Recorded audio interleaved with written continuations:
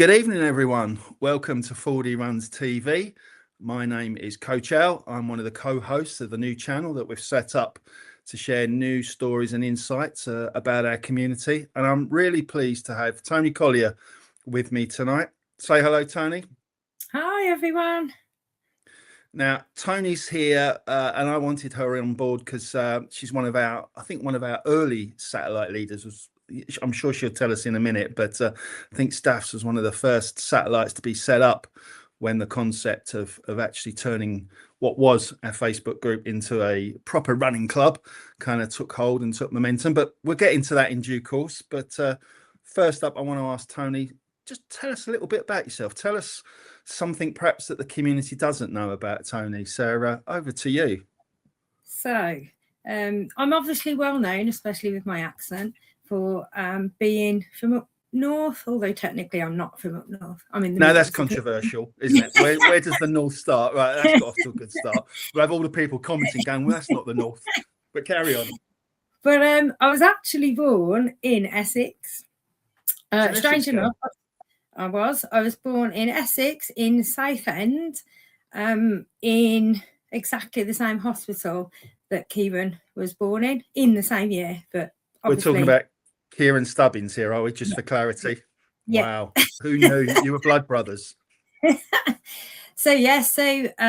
Born in Southend, lived in Canvey Island for a couple of years. Well, till I was 5.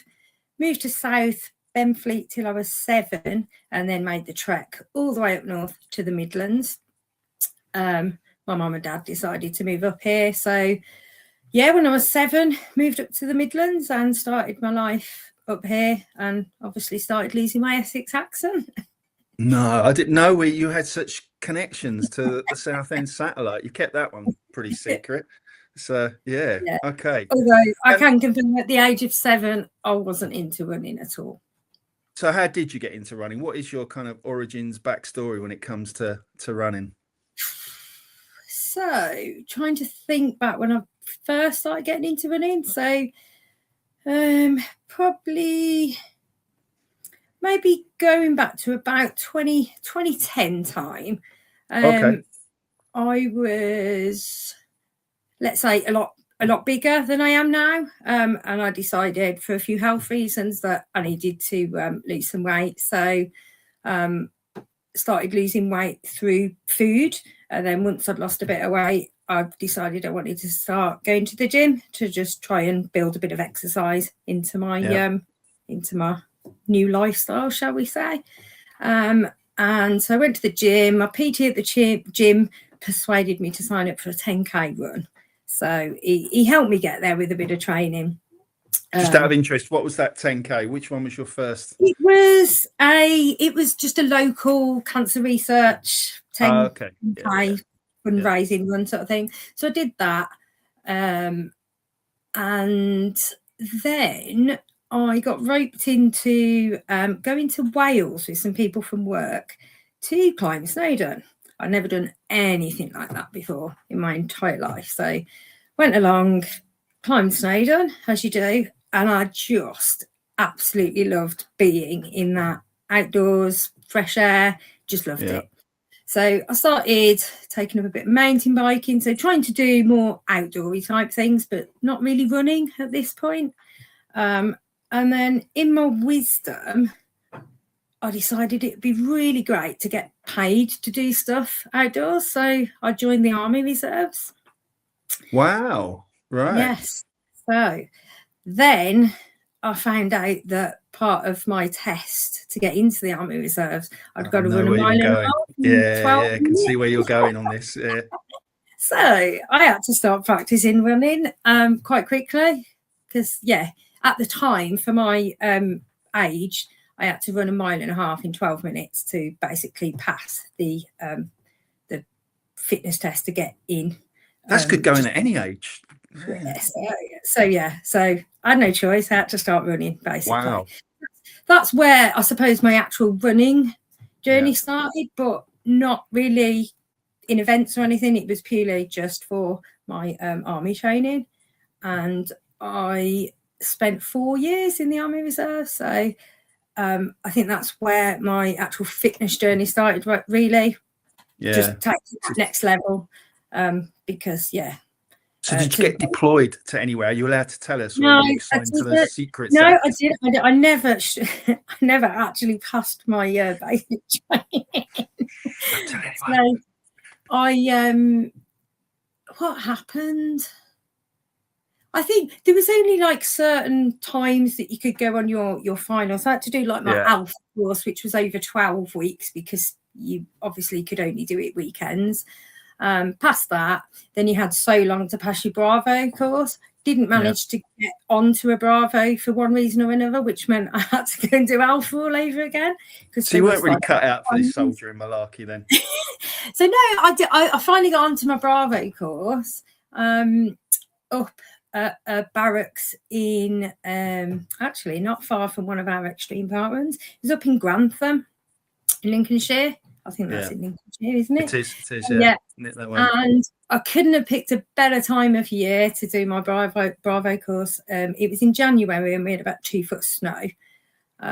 So there was me crawling around with my rifle in 2 foot of snow. Nobody could actually see me, because once you're down on your belt buckle, that's it. You're a bit taller than that.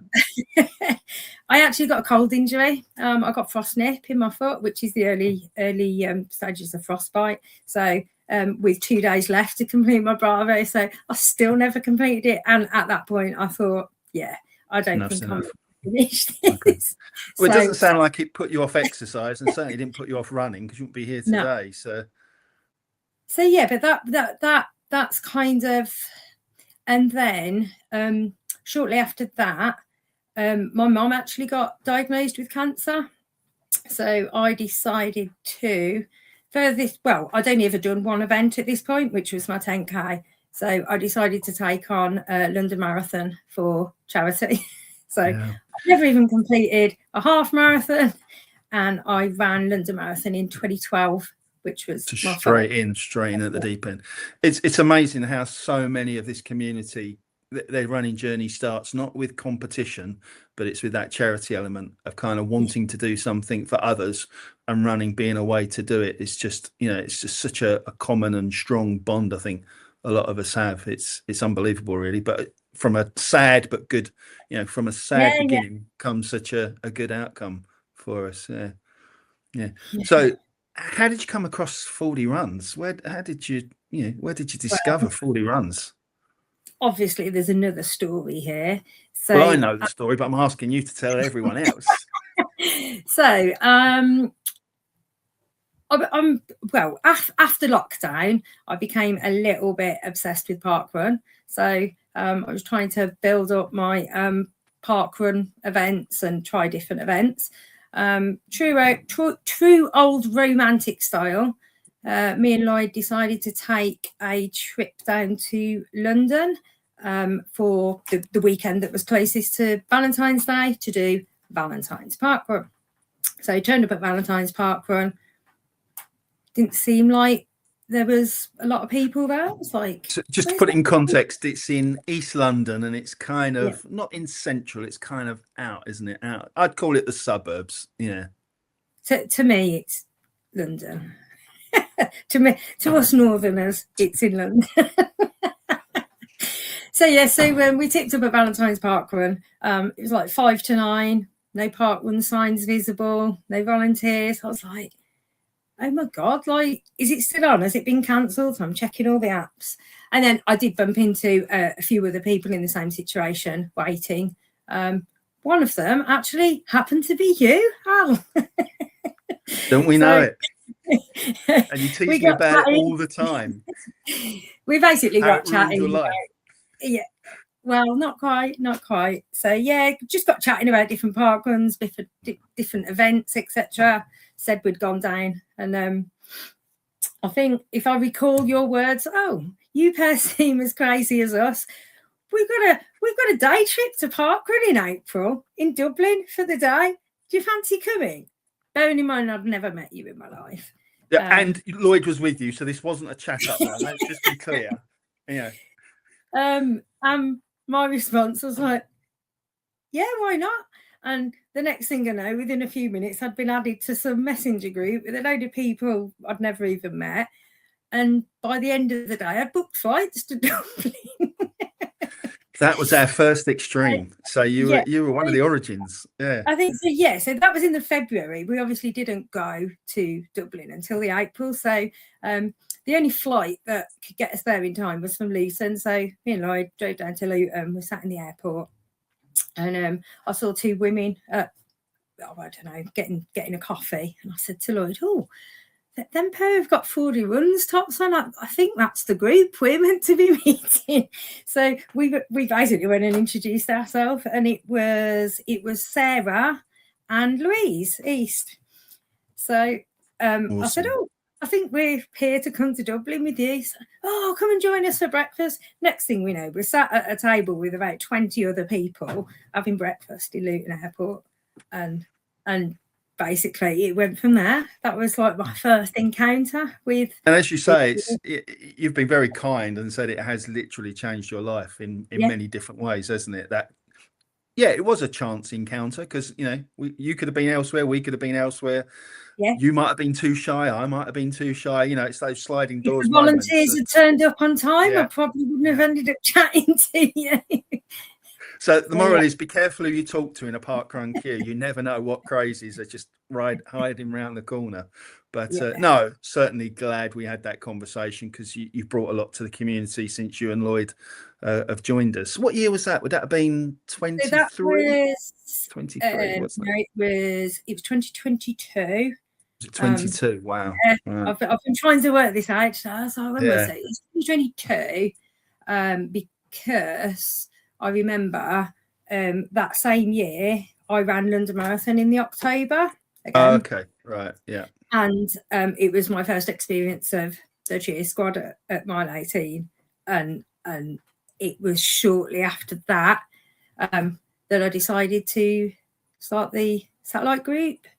Yeah. So tell us about it. How did you kind of get into wanting to lead a running group? I was already a member of another running group anyway. In fact, I was the chairperson of another running group, but just completely different to FORDY Runs. They were quite old school in the way they did things, and I'd got all these like fresh ideas I wanted to bring to a run club, and I just wasn't really being listened to about bringing these fresh ideas. So obviously saw the advert for FORDY's looking to try and expand and grow the satellite groups. I was like, perfect opportunity. I can kind of try and bring some of the ideas that I wanted to bring to a running club, to a running club that's willing to work with me and allow me to kind of bring some of my ideas in. So yes, it was January. So would that have been 3 years? Can't remember, 3 years or 4 years. I don't know. It was January. Yeah. Yeah, I can't and remember. Were you Lurf and Curve? Were you fully qualified at that time? I was already Lurf at that point because I was the leader in running. Yeah. Yeah, so I was already Lurf at that point. So yeah, so we had shortly after starting the satellite group, Lloyd did his Lurf, so to support me basically, and then 2 years ago, I think it was, we both decided to just take that to the next level and go and do our coach course as well. Yeah. Well, I've been lucky enough to come to one of your satellites when I was working up north, as you say, and I must admit, you both made it really fun. You know, you put fun and games into the training because it can be a hard slog. And I think I can see the enjoyment in your group. Yeah, important to make it fun because that's what makes people come back. So if someone was thinking and wasn't sure and had heard about satellites and was a little bit anxious, what kind of advice would you give them? Encourage them to come along. So yeah, I suppose that's the hardest step, that first step. But yeah, come along. We especially, I know all the groups are different, but from the staff's perspective, especially on a Tuesday night, because we don't exit the park, it's fully inclusive. Doesn't matter what pace you are, doesn't matter how far you can run. We don't exit the park, so everyone's safe. I know some people are sometimes a little bit nervous about running on their own. You are never alone at a satellite group. Okay, so advertise it. When do you meet and where do you meet?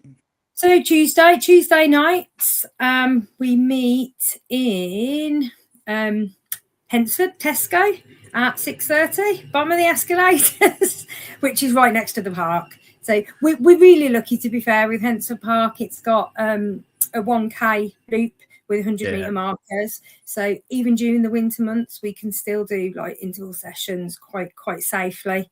And then in the summer, we've got full use of the grassed area to mix things. It looks like a really good facility you've got there that gives you, as you said, that option to do lots of good fun stuff, as well as just get out there for the social runs. So yeah. Now I understand your fitness journey's gone off on a slightly different direction in the last year or so. Would you like to share what you and Lloyd get up to now at weekends when we don't see you at a satellite or at a park run or a big meetup? So it was about January last year, actually. So you've probably seen all the hype over social media with High Rocks, and I just kind of flicked by before. I can't do anything like that. They've got sleds and weights and kettlebells and stuff, because pretty much all I'd ever done was run. I was never, although I went to the gym and I didn't mind doing a class, I've never really been into using the machines in a gym. It just doesn't float my boat, basically. So I'd always just stuck to running. But there was a local gym that kind of specialised in High Rocks, shall we say, that was advertising free taster sessions last January. So Lloyd was like, "Should we come along?" I was like, "I can't do that." "Oh, come on, just come along." So I was like, "Right, it's free, I'll go along." So went along. It was like a 12-week beginners course that they'd put on, and I thought, oh well, at least it's a beginners course. I'm sure everyone will be in the same boat. So I went along and loved it. And the gym, it was quite a small gym, but like after we'd been a few weeks, it got like just that similar community feel that FORDY Runs has got. Everyone was really friendly. Again, it didn't matter about your ability. I always thought High Rocks was like, oh yeah, but you've got to be really good, you've got to be quick, but it actually isn't like that at all. It's very, very much like our community. It's really inclusive. Really. So that, for anyone that hasn't seen or doesn't know about High Rocks, just kind of explain a little bit about what it is as an event. What are you training for, and how do you compete? So basically, it's there is a little bit of running involved, but it's like a hybrid event. So you've got exercise stations in the middle, and basically you start with a run, 1K run, then you do an exercise station, then it's a 1K run, then there's an exercise station. So what kind of exercises are you doing? So we've got ski erg first, so 1,000 meters on pulling down on the ropes, isn't it? Yeah. So ski erg. Then you're testing me now. I've got to remember what order they're in. So we've got ski erg, then it's sled push, then it's sled pull. So it's not a competition. You won't lose marks for not getting them in the right order. No, they're numbered. So yeah, you actually do lose marks for getting them in the wrong order. I know. I read Lloyd's Lloyd did last week. So yeah, then it's burpee broad jumps, rower, and then this is the important one that Lloyd got wrong. So then it's farmer's carry, then sandbag lunges, and then wall balls. Yeah. Bearing in mind, it's a bit like CrossFit. If people are familiar with CrossFit, it's a little bit like CrossFit, isn't it, as well? And it's like, it doesn't matter where you go, it's exactly the same format and order and weights. And I guess being in that gym environment and that as part of your training, that must help your running massively, mustn't it? Do you kind of get the benefits of that as well? So last year, obviously after I'd started my High Rocks training, never really done any kind of strength training, but last year after starting my High Rocks training, I PB'd in every distance other than a half marathon. Right, wow. So and you think that was part of the PB and full marathon PB last year? And you think that was because of the time 100%. In the gym doing the a little bit of a mixture. So I took on like a little bit of a different concept with my run training as well. And I started doing heart rate training. And so I think the mix of the heart rate zone training and strength training made a huge difference to my running last year. And you are a pretty much an all-round athlete, and now I know your backstory about the army.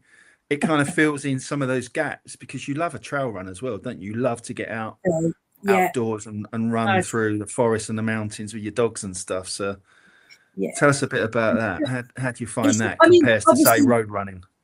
Obviously, where I live, I'm surrounded by beautiful trails, so it helps. I don't know, I just find it so much more. It's when I run around the streets, I find you're breathing in exhaust fumes. But out on the trails, it's just so tranquil. Don't get me wrong, it's a lot harder than road running, but it's just I'm a great outdoors kind of person. I just clearly, yeah. It's just that environment you love being in, by the sounds of it. Yeah. And it's muddy and it's wet. What more could there be to love? The washing, they're getting cold. I'm not a trail runner, really. Don't tell anyone. Obviously, that's where my love of hills comes from as well. Yes, yeah. Well, you'll have to go back and run up Snowdon now. Now you kind of hit that fitness and show those army people that you can do it. You are super. I was meant to do it last year, so I had an ultra last year, which was called Sea to Summit. So the whole idea was I ran from the sea to Snowdon and to the summit, but we got rerouted. The winds were 50 miles an hour at the top of summit.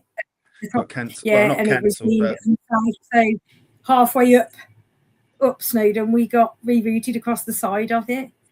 So yeah. Okay. So what's the longest distance you have actually run then, if you've kind of signed up for these outdoor ultras? I've done 200k ultras. 100Ks. I just can't imagine what that's like.